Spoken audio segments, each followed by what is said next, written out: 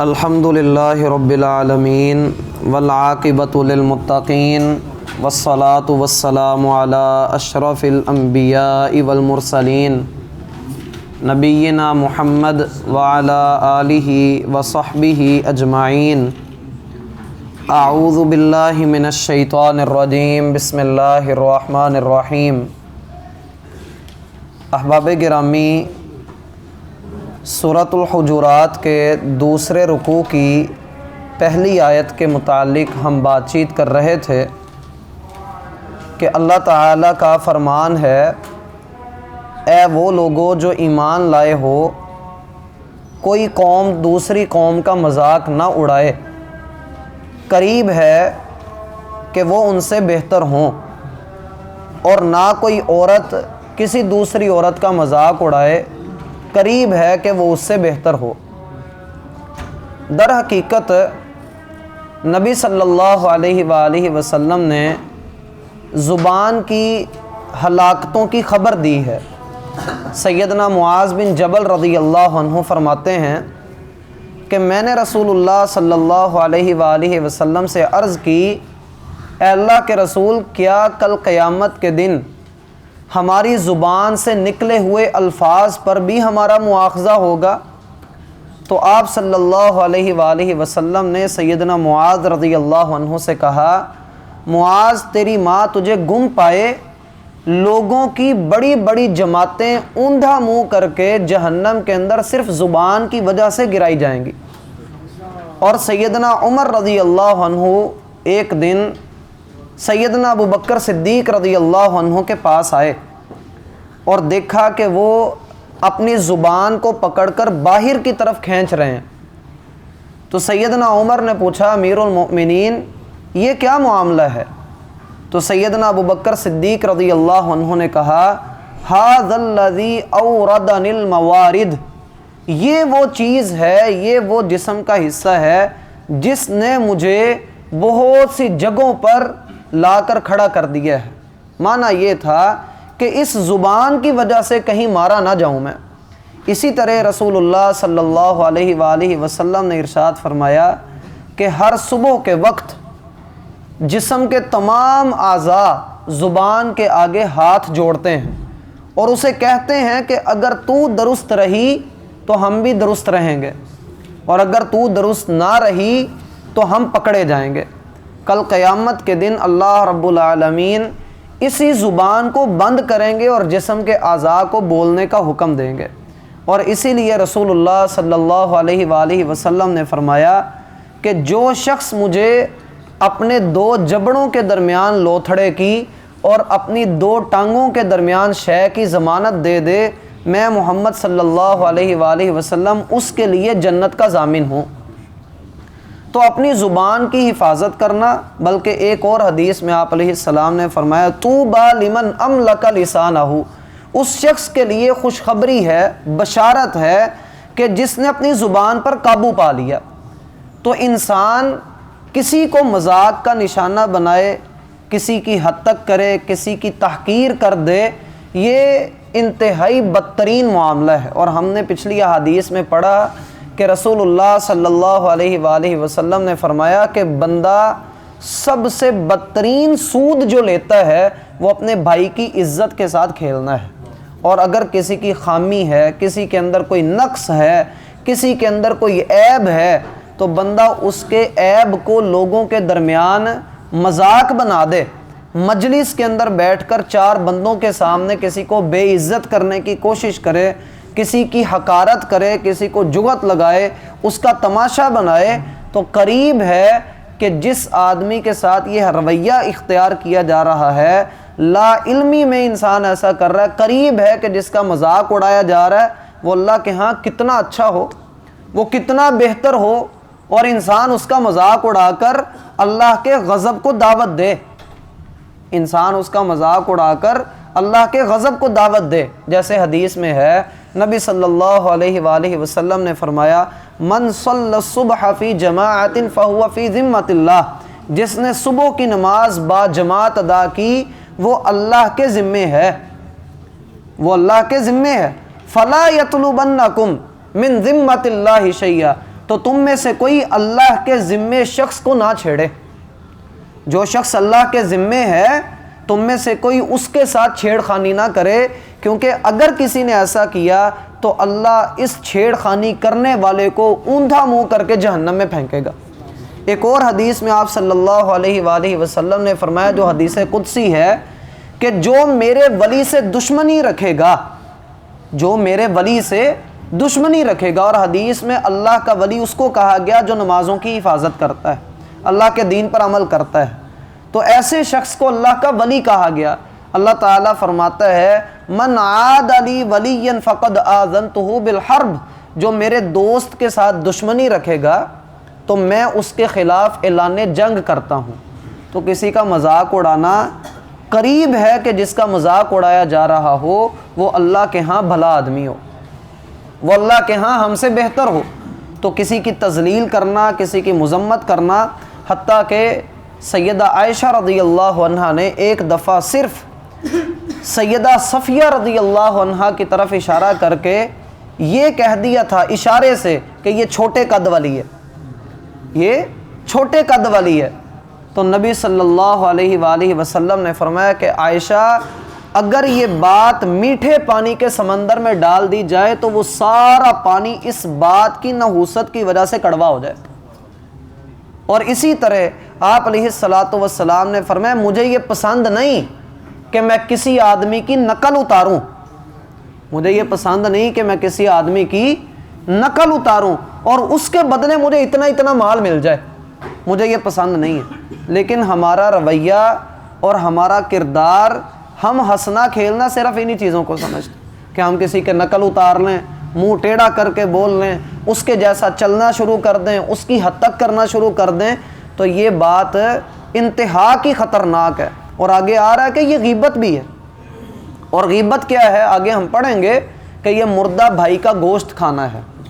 تو آگے اس آیت کے اندر اللہ تعالیٰ نے 3 طرح کے کاموں سے منع کیا۔ اول یہ کہ کوئی مرد کسی مرد کا مذاق نہ اڑائے اور کوئی عورت کسی عورت کا مذاق نہ اڑائے۔ اس پر میں نے پہلے بھی عرض کیا تھا کہ دونوں کا الگ الگ ذکر کرنے میں یہ حکمت ہے کہ مردوں اور عورتوں کی مجلسیں، ان کی سیٹنگز اور ان کی میٹنگز علیحدہ علیحدہ ہوں، مرد اور عورت اکٹھے نہ ہوں، مخلوط نظام نہ ہو، ملا جلا نظام نہ ہو کہ جس جگہ پر عورتیں ہیں اسی جگہ پر مرد بھی آ گھسیں۔ اس کام سے نبی صلی اللہ علیہ وآلہ وسلم نے بڑی تاکید کے ساتھ منع کیا ہے۔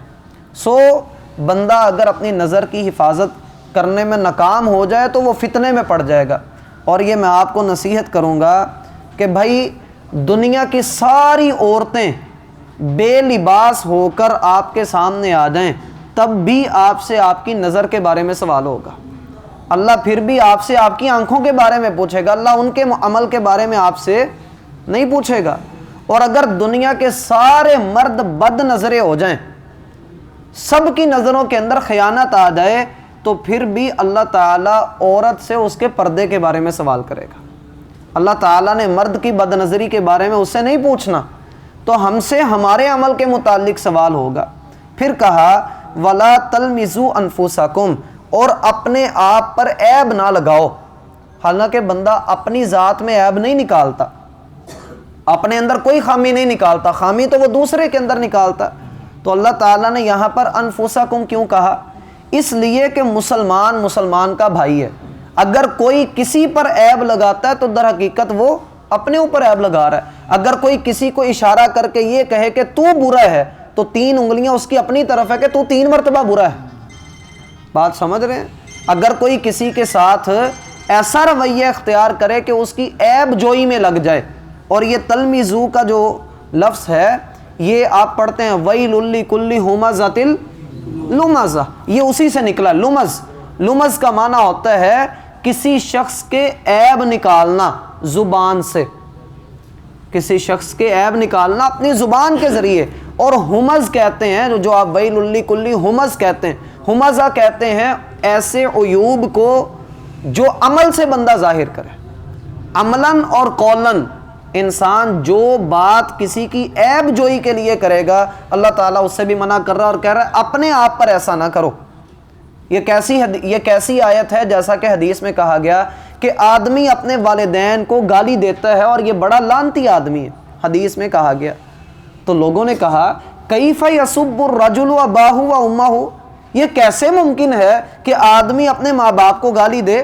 تو آپ علیہ الصلاۃ والسلام نے فرمایا کہ ایک آدمی دوسرے کے ماں باپ کو گالی دیتا ہے تو جواباً وہ بھی اس کے ماں باپ کو گالی دیتا ہے۔ ٹھیک ہوئی بات؟ یا اللہ تعالیٰ قرآن میں کہیں لا تقتلوا انفسکم، اپنے آپ کو قتل نہ کرو، تو مانا کیا؟ آپس میں ایک دوسرے کو قتل نہ کرو۔ تو یہاں بھی کہا ولا تلمزوا انفسکم، آپس میں اپنے ایک دوسرے کے اوپر عیب نہ لگاؤ، اس کی خامیاں نہ تلاش کرو۔ اور اس پر میں نے پچھلی ملاقات میں حدیثیں بھی آپ کو سنائی تھیں کہ جو کسی کے عیوب کے پیچھے جائے گا اللہ اسے اس کی عزت کی جگہ پر ذلیل کر دے گا۔ یہ حدیث ہے سنن ابو داود کی۔ ہاں، اگر کسی کے اندر آپ کو کوئی خامی نظر آتی ہے تو آپ اس کو الگ لے جائیں، اس کو سمجھائیں، اگر اس کی اصلاح ہو جائے تو فبیہا، نہیں ہوتی تو دوبارہ سمجھا لیں، اس کے لیے اللہ سے دعا کریں اللہ تعالیٰ اس کی اصلاح کر دے۔ لیکن چار بندوں میں بیٹھ کر کسی کو ذلیل کرنا اور اس کے عیب کو اچھالنا، بالخصوص آدمی اپنی اولاد کے معاملے میں ایسا کر جاتا کہ اپنے رشتہ داروں کے سامنے اپنی اولاد کو وہ ذلیل کر جاتا ہے، اپنی اولاد کی خامیاں ذکر کرنا شروع کر دیتا ہے، کبھی چچا کے سامنے، کبھی ماموں کے سامنے، کبھی پھپھی کے سامنے، اور اولاد اس سے نہ صرف یہ کہ احساس کمتری کے اندر چلی جاتی ہے بلکہ وہ اپنے والدین سے باغی بھی ہو جاتے ہیں۔ آپ کا تجربہ مجھ سے زیادہ ہے اس معاملے میں، اور ہم نے اکثر لڑکوں کو دیکھا جو ہمارے ساتھ پڑھتے تھے جس کا والد مدرسے میں آ کر یہ کہتا تھا یہ ہے ہی نکما، اور وہ واقعی نکما بن جاتا تھا، وہ اپنے والد کا دشمن بن جاتا تھا، وہ اس کی بات تک نہیں مانتا تھا۔ تو یہ کسی کے عیب کو اگر آپ سیدھا کرنا چاہتے ہیں، بلکہ آپ کا بھائی بھی ہے، تو آپ اس کے عیوب کو سیدھا کرنے کے لیے اول تو اللہ سے دعا کریں، دوسرا اس کی طرف سے صدقہ کریں، اس کو بتائیں نا، آپ اس کی طرف سے صدقہ کریں۔ اور یہ ایسا عمل ہے کہ میرا تجربہ ہے کہ جس بندے کے لیے بھی میں نے چاہا کہ اس کی اصلاح ہو جائے، ہم نے اس کی طرف سے صدقہ کرنا شروع کیا، بھلے 10 روپے ہی توفیق ہوئی، اللہ تعالیٰ نے اس کا وہ گناہ چھڑوا دیا اس سے۔ آپ اس کی طرف سے صدقہ کرنا شروع کر دیں۔ اور تیسرا یہ کہ اس کو ہلکا ہلکا سمجھاتے بھی رہیں، ولا تلمزوا انفسکم، آپ کسی کی عیب جوئی نہ کریں۔ قرآن میں اللہ تعالیٰ نے 2 صورتیں شروع کی ہیں ویل کے لفظ سے، ویل کے لفظ سے اللہ تعالیٰ نے 2 صورتیں شروع کی ہیں، اور دونوں 30ویں سپارے میں ہیں، ویل للمطففین اور ویل لکل ہمزۃ لمزہ، یہ 2 صورتیں ہیں، اور دونوں ہی لوگوں کے حقوق کے بارے میں ہیں۔ ہلاکت ہے للمطففین، ماپ تول میں کمی کرنے والوں کے لیے، ویل لکل ہمزۃ لمزہ، ہلاکت ہے ہر عیب جو کے لیے جو لوگوں کو تانے مارتا ہے، جو لوگوں کو تانے مارتا ہے۔ تو کسی کو تانا مارنا اور کسی کو جو ہے وہ ذلیل کرنا، ایسے ہی اس کے جو ہے ٹچکریں کرتے چلے جانا، اگلے کو ٹانٹ کرنا، یہ چیزیں نبی صلی اللہ علیہ وآلہ وسلم کو پسند نہیں تھیں۔ جیسے ایک آدمی، اس کے قتل کا نبی علیہ السلام نے حکم دے دیا فتح مکہ کے موقع پر، آپ نے کہا کہ یہ کعبہ کے پردے کے ساتھ بھی لٹکا نظر آئے تو اس کو قتل کر دینا۔ وہ آدمی بھاگا سیدنا عثمان کے پاس، اور سیدنا عثمان کو بھی پتہ نہیں تھا کہ اس کو قتل کرنے کا حکم ہو چکا ہے۔ اس نے کہا عثمان مجھے امان دے دو، سیدنا عثمان نے کہا چلو تم میری امان میں آ جاؤ۔ اب سیدنا عثمان اس کو ساتھ لے کر نبی علیہ السلام کی خدمت میں حاضر ہو گئے، اور اس کو سمجھایا کہ اللہ کے رسول سے معافی مانگ لینا۔ یہ اللہ کے رسول کے سامنے کھڑا ہوا اور اس نے اللہ کے رسول سے جو ہے وہ معافی مانگنا شروع کر دی، آپ خاموش رہے۔ اس نے دوسری مرتبہ پھر معافی مانگی، آپ پھر خاموش رہے۔ تیسری بار اس نے پھر معافی مانگی تو آپ پھر خاموش رہے۔ چوتھی بار آپ نے اسے کہا جاؤ، اور اس کو معاف کر دیا، اس نے اسلام بھی قبول کر لیا۔ جب وہ چلا گیا تو نبی علیہ الصلاۃ والسلام نے صحابہ سے کہا تم میں سے کسی کے اندر اتنی عقل نہیں تھی کہ جب تک میں اسے جواب نہیں دے رہا اٹھ کر اسے قتل کر دیتا؟ تو صحابہ کرام کہنے لگے اللہ کے رسول آپ ہمیں اشارہ کر دیتے آنکھ کے ساتھ، آپ ہمیں آنکھ سے اشارہ کر دیتے۔ تو آپ صلی اللہ علیہ وآلہ وسلم نے کیا کہا، ہم انبیاء آنکھوں سے اشارے نہیں کرتے، ہم انبیاء آنکھوں سے اشارے نہیں کرتے، ہماری عیب جوئی، ہم مجلس کے اندر بیٹھے ہوں ہم ایک دوسرے کو اشارہ کرتے ایک بندے کے دوالے ہو جاتے ہیں، ہوتے ہیں کہ نہیں ہوتے بھائی؟ تو اللہ تعالیٰ کیا کر رہا، لا تلمزوا انفسکم، آپس میں ایک دوسرے کے عیب ٹٹولنے کے پیچھے مت جاؤ، تانا مارنے کے پیچھے مت جاؤ۔ نتیجہ کیا نکلتا ہے؟ مذاق کی کثرت دشمنی کھینچ لاتی ہے، مذاق کی کثرت دشمنی کھینچ کر لاتی ہے۔ اور بندے کو چاہیے کہ بندہ جب کسی کے ساتھ مل بیٹھے، کوئی آپ کے گھر آ گیا، آپ سے ملنے لگا، یا آپ کسی کے پاس چلے گئے، تو وہاں صرف ٹھٹھا کرنا اور شغل میلہ لگانا آپ کا مقصد نہیں ہے۔ حدیث میں ہے جب کوئی قوم کسی جگہ پر جمع ہو، کچھ لوگ جمع ہوں اور اللہ کا ذکر کیے بغیر ہی وہاں سے اٹھ جائیں، تو وہ ایسے ہی ہیں جیسے گدھے کی لاش پر اٹھ کر چلے گئے۔ اور قیامت والے دن ان کی یہ مجلس ان کے لیے افسوس کا باعث بن جائے گی، کاش ہم بیٹھے ہی نہ ہوتے۔ تو یہ دوسرا حکم ہے اللہ کا یہاں پر کہ آپس میں ایک دوسرے کو تانے نہ دو، اور یہ صرف پڑھنے کے لیے ہیں۔ عمل کی توفیق اللہ تعالیٰ دے دے، اور ہم نے اس پر عمل کرنا ہے انشاءاللہ۔ حدیث میں ہے، بلکہ حدیث میں نہیں، آپ یہاں پر جو بیٹھتے ہیں، آپ اس کو جو آپ سیکھتے ہیں، کل قیامت کے دن اللہ نے یہ بھی سوال کرنا ہے جتنا علم تھا اتنا عمل بھی کیا یا نہیں کیا۔ تو اللہ تعالیٰ عمل کی توفیق دے اور اللہ تعالیٰ ہم پر اپنی رحمت کرے۔ سبحانک اللہم و بحمدک اشہد ان لا الہ الا انت استغفرک و اتوب الیک۔